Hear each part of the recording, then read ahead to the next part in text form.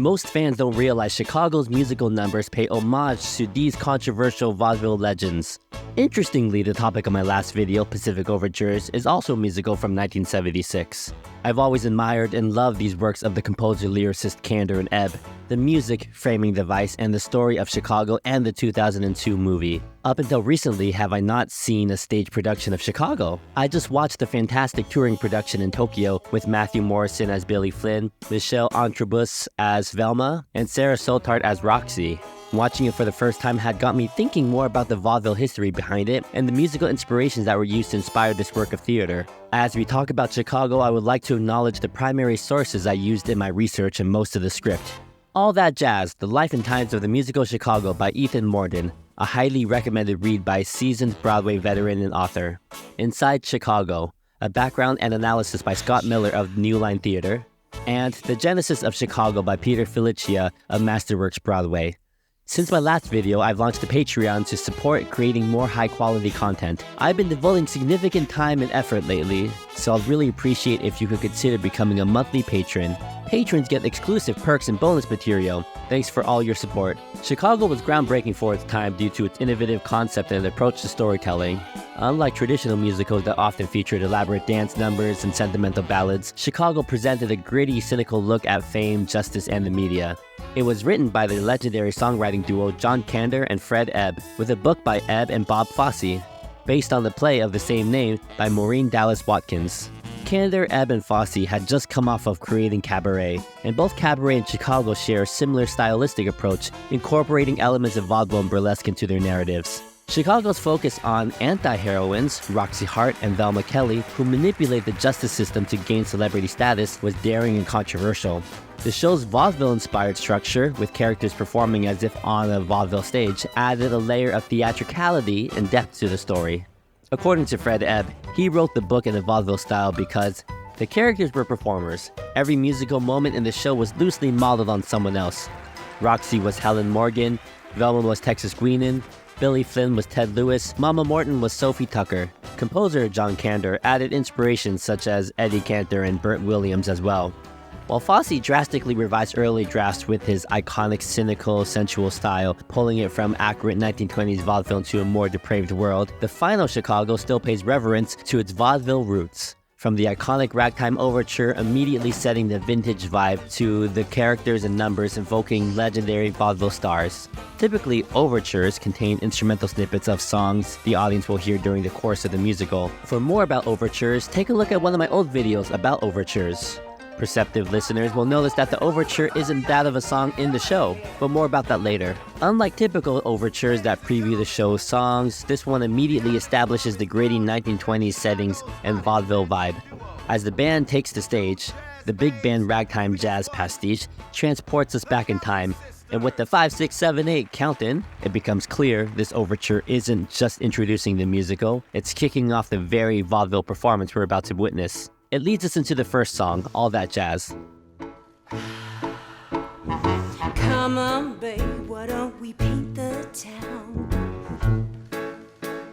And all that jazz, I'm gonna rouge my knees. Velma acts as host and invites the audience in for the evening. Velma Kelly, one of the central characters in Chicago, shares several similarities with Texas Guinan, who was first renowned as a vaudeville performer and later running raucous speakeasy clubs during the Prohibition when alcohol was made illegal, serving wealthy clients. Both women were known for their charisma, commanding presence, and ability to captivate audiences with their performances. Both women were also involved in scandals and legal issues, adding to their allure and mystique. Some Texas Guinan facts. She accidentally shot herself with a loaded gun during a theatrical performance. She allowed her face and name to be used for a weight loss ad, claiming a loss of 70 pounds, which of course turned out to be fraudulent and tarnished her career. As a speakeasy hostess, she would frequently start the evening off by going, "Hey, suckers," much like Velma does in the musical.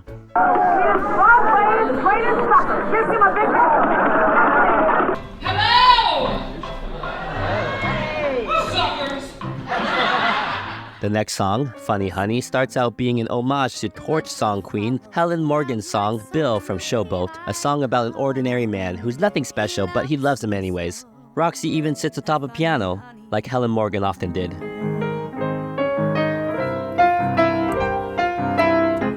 Her perfect lover someday. Cell Block Tango is a tribute to the ethnic numbers that were sprinkled throughout the vaudeville bill. The million European Jews who came west brought the Yiddish theater with them. A little girl named Lulu went down to Honolulu to learn to do the hula, hula, hula. In the original iteration of Chicago, there was a sleazy talent agent, Henry Glassman, Hey, Velma, the worm is here. who sang about how he makes stars and only cares about his 10% commission. And he sings his intro song 10%, which also captures the sing-song patter of Eddie Cantor. Did you hear that? The worm is here. Well, maybe it's a figure of speech, but it ain't nice. The worm is here, and neither is Hey Velma the leech. Then my wisdom I show, but when there's clever girls around, I get up and go. So educated. When Mama Morton enters with a big ring and a fur, she's playing one of the biggest stars in vaudeville, Sophie Tucker, and she sings When You're Good to Mama, a conscious parody of Sophie Tucker's equally racy You Got to See Mama Every Night. Got a little motto, always sees me through. When you're good to mama, mama's good to you. You gotta see mama every night, or you can't see mama at all.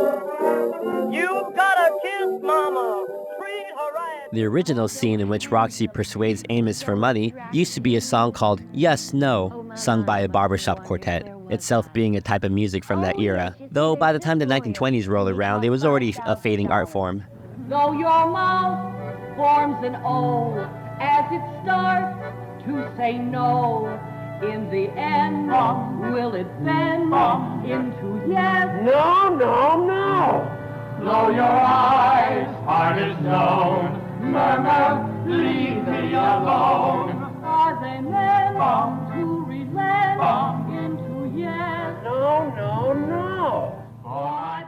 The creators ingeniously incorporated the 1920s slang term tap dance as a metaphor for clear evasion or devious maneuver, exemplified when Roxy skillfully manipulates Amos. Here, male dancers perform a literal tap dance, paying homage to the countless tap dance specialty vaudeville numbers. You got a feeling for me and I got a feeling for you. When two people got a feeling for each other, there's nothing like I know I that. cheated on you with other men. Oh, Amos, I even stole money out of your pants pockets while you were sleeping. Oh! You did? Numerous changes occurred from the early iterations to the final version of Chicago that we know today. It is evident that as the show evolved, the songs took more of a sensual type of vaudeville, influenced by Bob Fosse's direction and choreography. Many songs underwent rewriting, removal, or drastic slowing down. At the start of Billy's All I Care About Is Love, you can hear this significantly changed. We want Billy, where is Billy? We want Billy, where is Billy? We want Billy. Where is Billy? Rest of the song is unchanged. It is an imitation of band leader Ted Lewis, who would begin his act by saying, "Is everyone here? Is everyone ready?" Is everybody happy? Yes. But when the chorus girls appear to dance around him with giant feathered fans, the song also becomes a tribute to the famous fan dancer Sally Rand. The next song, A Little Bit of Good in Everyone, is terribly optimistic, is sung by Mary Sunshine, played by a man in drag in the original 1975 production, and in that production, an imitation of Julia and Taj, a famous turn-of-the-century drag queen and vaudeville star, and Bert Savoy, his less classy successor. Speak a few words over this station. Gladly. Thank you. Greetings, ladies and gentlemen. Well, here I am back in Hollywood making my first talking picture. The song is the second iteration of the song that Mary Sunshine sang, called Window Panes of Roses. Both are supposed to be a parody of the overwrought operatic singing.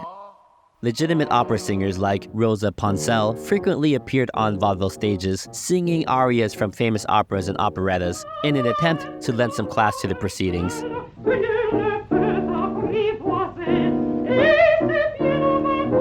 Anyways, I can't tell which version I hate more. The next song, Both Reach for the Gun, has bits of Eddie Cantor in both rhythm and music, but of course also parodies ventriloquist acts of the time. Interestingly, the original draft of the song was completely different as it focused more heavily on Roxy's fabricated convent nun backstory. Tell us about your background, Mrs. Hart. I was brought up in a convent, and I nearly became a nun, and that's the thought that crossed my mind when we both reached for the gun. A convent girl. And in the song, there includes the Dies Irae motif quite heavily, Into the Hood's classic music theory Object of My Affection, which I've spent many previous videos talking about, such as Sweeney Todd and the chorus line. It was lovely in the convent. It was like a world apart. As a reminder, the Dies Irae is a short 15th century church hymn motif that has been used and is used by composers to represent death, revenge, redemption, etc. In this song, it is used to represent Roxy's religiously framed lie, but probably also meant to represent the death and revenge associated with the true Roxy character. For the next song, Roxy steps forward for a monologue with its centrally important linking of show business and a sociopathic need for attention. It's the American dream. We seek the spotlight not for fulfillment of talent or even to make a living, but to redeem a faulty ego system by attracting a following. Just to be noticed is how Madame Rhodes explains it. The musical has been telling us how basic this need is. Similarly to Hamilton, Aaron Burr calls it the room where it happens. His show business is politics. The room where it happened, the room where it happened, the room where it happened. No one else was in the room where it happened, the room where it happened, the room where it happened. Cantor and Ebb originally fashioned the Roxy refrain as a feverish one-step. The name on everybody's lips is gonna be Roxy. The lady raking in the chips is gonna be Roxy. But it was all wrong that way because one could scarcely follow the lyrics at that tempo. Besides, Roxy now thinks she has made it. She isn't keyed up, she's luxuriating. So on second thought, Roxy was slowed way, way down. The name on everybody's lips is gonna be Roxy. Next, the earlier draft called from a barbershop to come out again and sing a song called Pansy Eyes, in which they reiterate that Roxy's beauty and eyes will help sway the jury. It once again makes sense that the entire barbershop idea was cut. Boom, pansy eyes. But even though things are wrong, they're gonna soon. The next song, I Can't Do It Alone, recalls sister acts, in which the performers were rarely actual sisters, and acrobatic specialty acts. I Am My Own Best Friend is a Roxy and Velma duet that they ironically sing alone. They are more alike than they claim to admit. I don't know if it structurally or musically has any influences from vaudeville though the concept reminds me of another fantastic duet song, Unworthy of Your Love, from the Sondheim's 1990 musical Assassins, in which Lynette Freaky Fromm and John Hinckley Jr. sing a duet about trying to get the attention from the person they love. For Fromm, it's Charles Manson. For Hinckley, it is Jodie Foster. Both of these historical figures are famous, of course, for their presidential assassination attempts. I am unworthy of your love, Charlie darling. Let me prove. The next song is I Know a Girl. If you don't know the song, it is because it's the only song not included in the original recording and cut from the movie. It starts with the Texas Gleaning classic, Hey There, Suckers.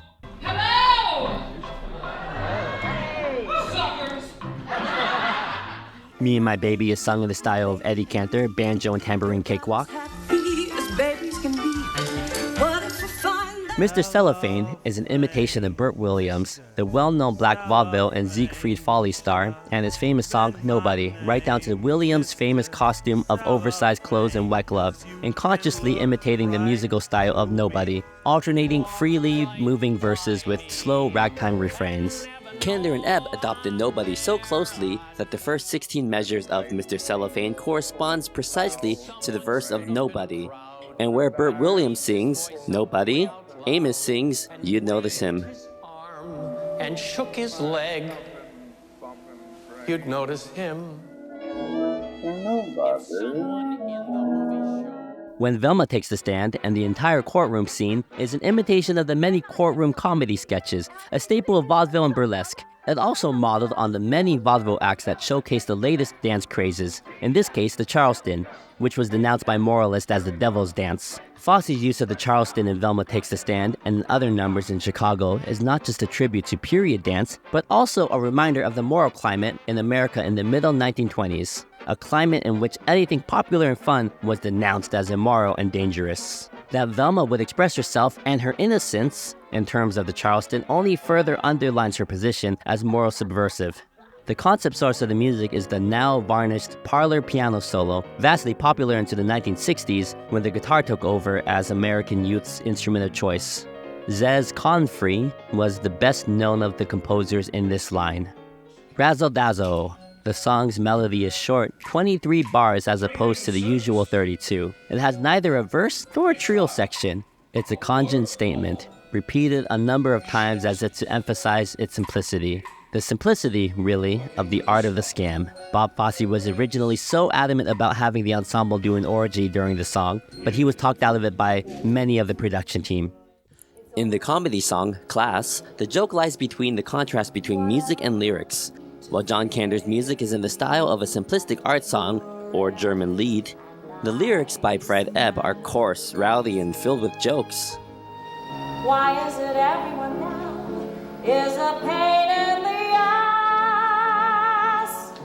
Whatever happened to class? Class.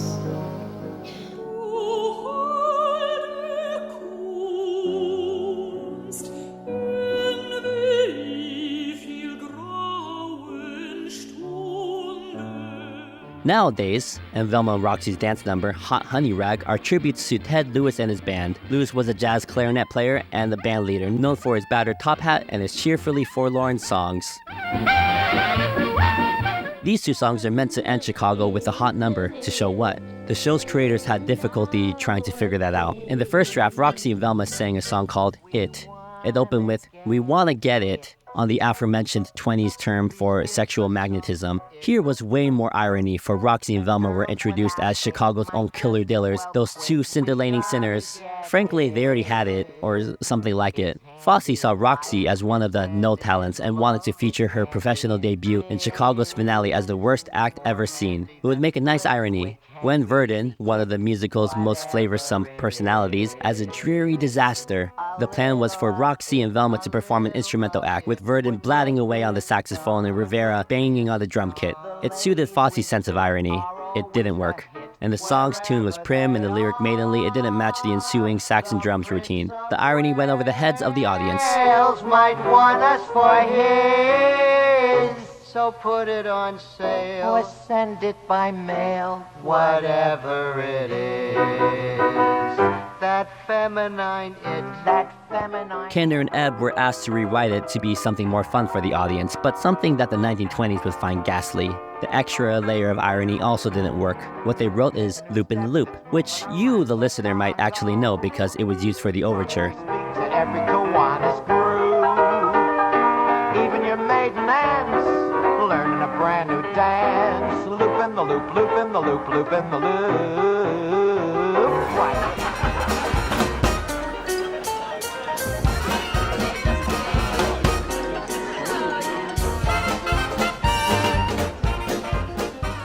Kander and Ebb was once again asked to write something that had more sophistication. They wrote the current finale, Nowadays, in less than an hour, took the rest of the day off to give the impression that they spent a long time writing it, and presented it the next day, which was approved. Chicago pays brilliant homage to the gritty spirit of vaudeville while putting a cynical spin on celebrity crime. By infusing the musical's numbers and characters with nods to vaudeville icons, the creators crafted a groundbreaking work that both celebrated and satirized America's obsession with betrayal and fame.